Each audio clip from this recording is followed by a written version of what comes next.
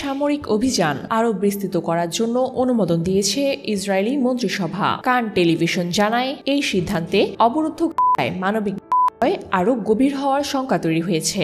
ইতিমধ্যে সোমবার ভোরে ইসরায়েলি বাহিনীর নিহত হয়েছে অন্তত ১৯ জন। এর আগের দিন রোববার নিহত হন আরও ২৪ জন।